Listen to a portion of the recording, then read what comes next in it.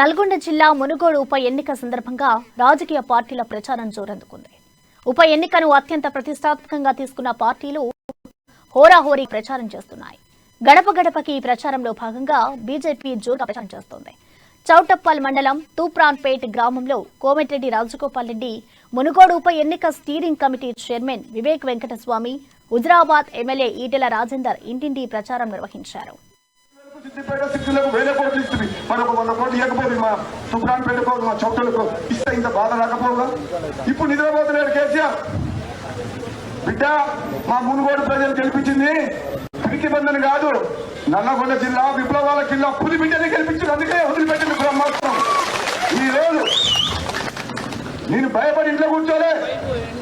మునుగోడు అంటే ఈ ప్రపంచానికి చూపించిన మనం నిజాం గురించి పాలనకు వ్యతిరేకంగా పోరాటం చేయాల గడ్డ ఇది. ఆనాడు రజాకార్లకు వ్యతిరేకంగా పోరాటం చేయలేదా నల్గొండ జిల్లా నాయకుడు? కానీ ఇక్కడ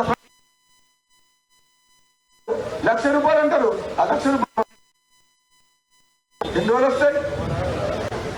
మళ్ళీ కనబడతారా అమ్మ?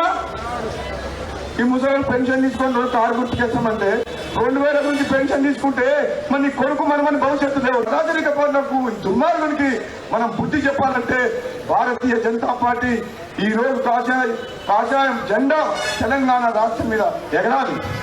అందుకని